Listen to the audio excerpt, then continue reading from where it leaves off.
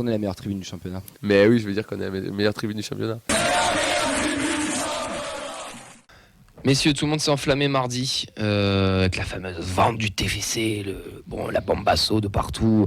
Tout le monde a sorti plein de choses. Le club qui communique, nous aussi, on en a un petit peu parlé. Mais au final, quand on fait un petit bilan, ce qu'il faut retenir, c'est que Otro Capital, le supposé fonds d'investissement qui devrait reprendre, serait rien de plus que les anciens membres du conseil d'administration de Redbird. Ils ont investi chez Alpine récemment, donc la data serait plus qu'au centre du projet une fois de plus. On serait plus un club géré sous multipropriété, parce qu'on n'aurait plus le Milan AC, c'est Redbird qui le garderait, donc on serait le seul club de ce fonds d'investissement. Il se pourrait qu'il y aurait plus de liquidité, alors ça veut tout dire et rien dire, hein. Et Sadran surtout garderait ses parts dans l'actionnariat du club, et Comoli resterait la tête du club en tant que président, avec un organigramme qui ne devrait pas beaucoup changer. Rémi, toi t'étais pas là mardi, bon voilà, après les 2-3 jours qui sont passés, t'es comment? T'es confiant? T'es pas confiant? Tu te dis bon, de toute façon c'était logique, je sais pas. Ouais, tout ça pour ça, on en a parlé un petit peu en off avant le début de l'émission. Mais après, bon, je sais pas trop ce que ça va changer en fait. Et bon, on n'est pas devin. Si ce n'est que c'est plutôt une jeune entreprise qui va nous reprendre. Avec toute l'incertitude, c'est vrai que pour le coup, Redbird avait peut-être plus de vécu, d'ancienneté.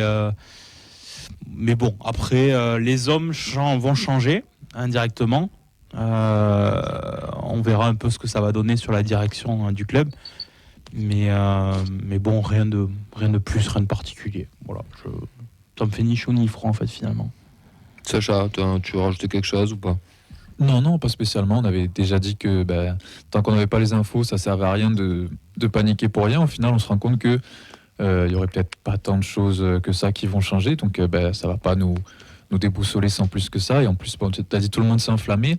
Même les stagiaires et graphistes de chez l'équipe, puisqu'on a eu droit à une au découpage assez hasardeux, mais ça a fait. Je pensais pas que ça ferait autant de bruit en fait, qu'on se retrouvait en une de l'équipe à cause de cette histoire-là.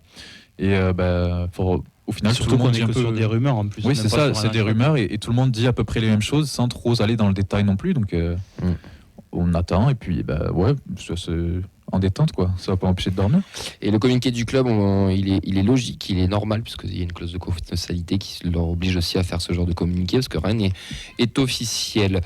Bon voilà pour la vente, de toute façon on va suivre ça de près. De toute manière ça fait un petit moment que le club est en vente, hein. C'est pas nouveau, mais si ça se vend dans ces conditions-là, ça se peut être peut-être pas plus mal. Moi j'ai envie de dire, j'ai envie d'y croire, même je pense même mieux. Mais bon après ça c'est l'avis du moment. On en reparlera peut-être dans quelques semaines ou quelques jours. Peut-être qu'on pourra aussi changer d'avis. Première petite info, les gars, c'est qu'il y a une journée porte ouverte de la section féminine le mardi 20 février, donc sur les terrains annexes. Il y a une inscription obligatoire via le site du Toulouse Football Club sur les réseaux des féminines. Ouverte donc au 2015, 2016, 2017 de 10h à midi. Et au 2012, 2013, 2014 de 14h à 16h. Et les 2010, 2011 de 18h30 à 20h. Voilà pour la section féminine et les journées portes ouvertes. On a nos internationaux, il y en a un qui a brillé, c'est un jeune de l'équipe de France U16, on en avait parlé mardi, Thibaut Nègre, comment on prononce Nègre. Thibaut Nègre qui a mis un petit triplé en 8 minutes, au calme. Donc c'était face à une sélection du Luxembourg. Ce matin, il y avait une deuxième confrontation, il y a eu un match nul 1-1 avec un nouveau but de Thibaut Nègre, donc qui flambe avec les U16 et c'est bien pour nos pitchounes. On a d'autres infos, c'est pour la billetterie pour Benfica. Alors il y a le parquage qui a été ouvert bien entendu mardi. Il y a aussi la deuxième phase qui est toujours en cours jusqu'à dimanche pour la phase 2 du match retour. Rémi, je ne me rappelle plus si toi tu vas à Benfica ou pas? Non, je serai au retour, j'espère, parce que ma phase n'a pas démarré encore. Mais non, j'y serai pas là-bas, ouais. Le programme du week-end, on a des internationaux et on a des mecs à la canne, puisqu'on a Diarra qui était absent dans la victoire 2-0 du Mali contre l'Afrique du Sud. Il était malade, maigri, qui jouait contre le Sénégal à 18h et ça s'est fini. Tout à l'heure, il y avait 2-0. 3-1 pour le Sénégal. 3-1 pour le Piqué Sénégal. pour le Cameroun. Ouais, très très dur pour lui. Il va peut-être rentrer plus tôt que prévu.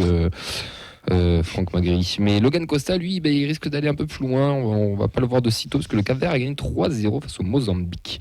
Premier pays qualifié. Logan a joué tout le match une nouvelle fois. Bangré, lui, affrontera l'Algérie de Fares Chaibi samedi à 15h. Voilà pour nos internationaux qui sont partis à la Cannes. La préformation, les gars, avec la Fabrique Violette. Les U15 recevront Canet-Roussillon. Les U16, eux, recevront l'Ardenne. Ce sont les deux seuls clubs qui vont les deux seules catégories qui vont recevoir ce week-end parce que tout le reste, c'est full déplacement. Que ce soit de la N2 jusqu'au U19 féminine en passant par les pros, tout le monde se déplace. La N2, elle ira en Auvergne à Chamalières, donc le samedi 20 janvier à 18h.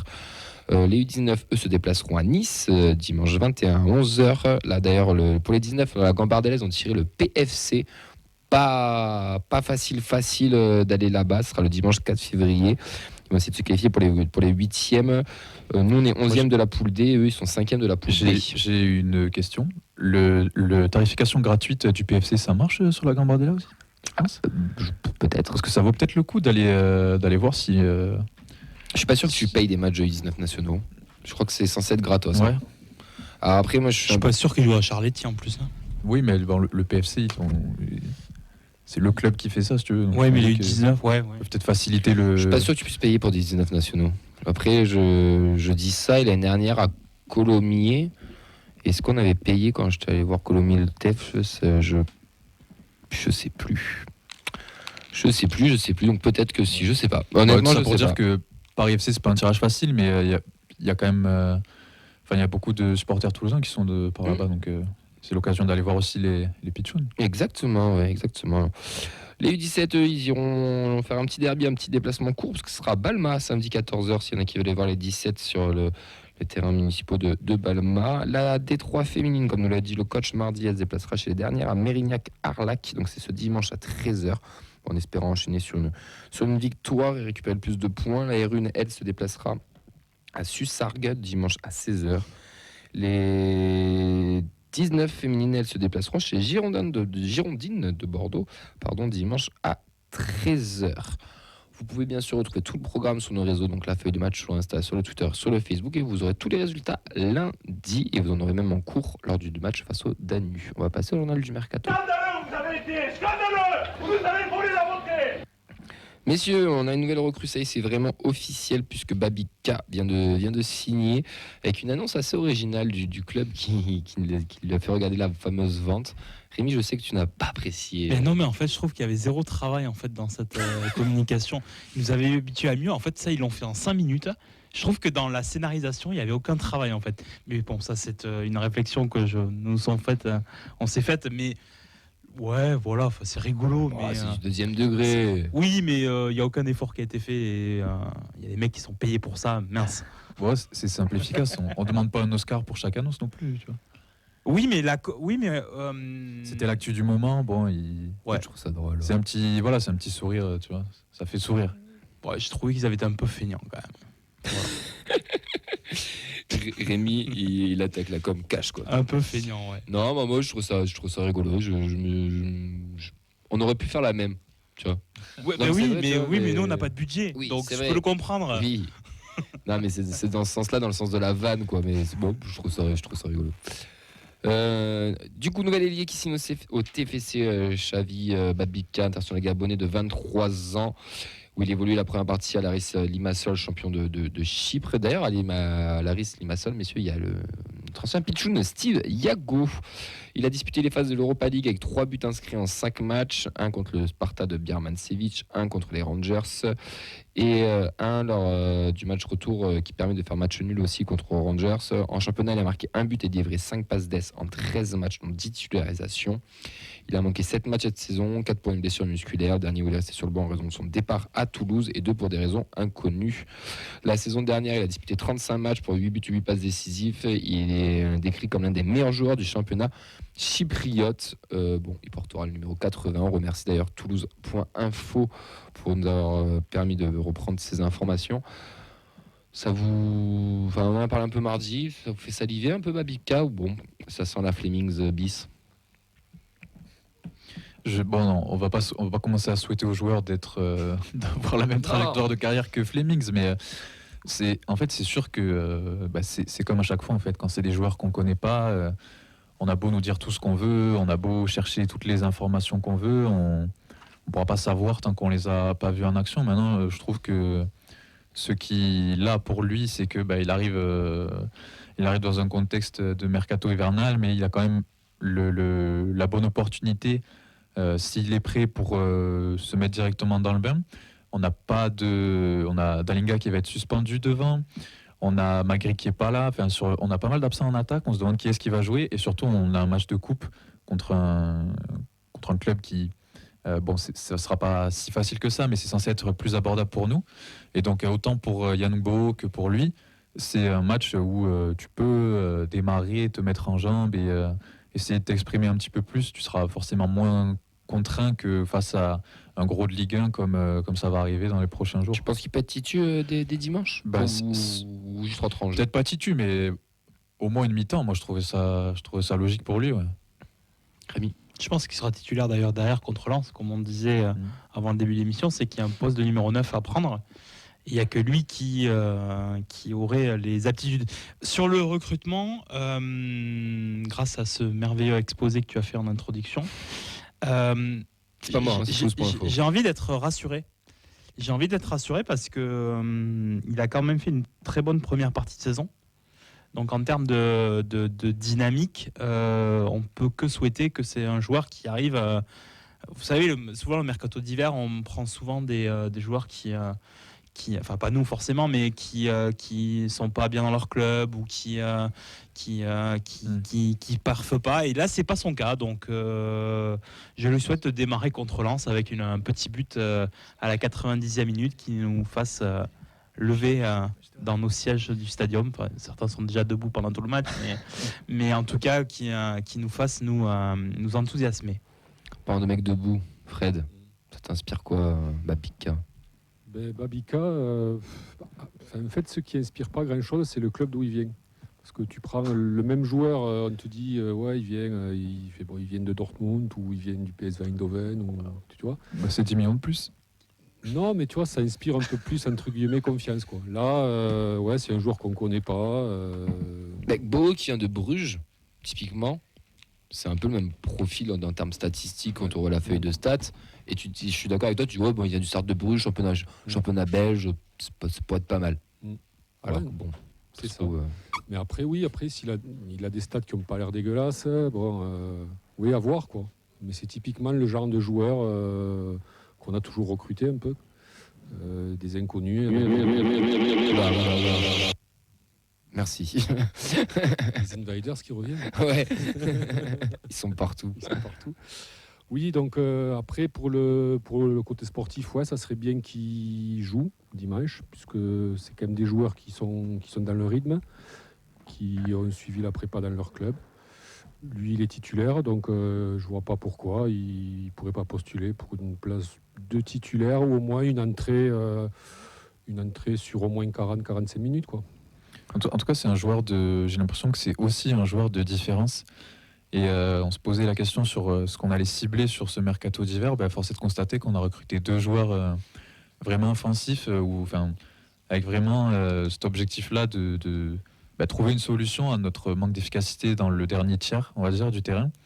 Et ça va offrir un peu plus de solutions. On va avoir maintenant Sissoko, Donum, Gbo, Babika et autres. Donc on aura plus de possibilités, j'ai envie de dire. Et j'espère qu'on sera moins limité offensivement, parce que l'objectif, ça reste quand même d'améliorer ça aussi, parce que je sais plus qui a sorti la stat. Je crois que c'est Ben qui l'a sorti mardi. Ça fait combien de temps qu'on n'a pas mis plus d'un but dans un match de foot? Ouais. Ça devient compliqué. Donc sur le plan offensif, j'espère que ça pourra débloquer quelque chose.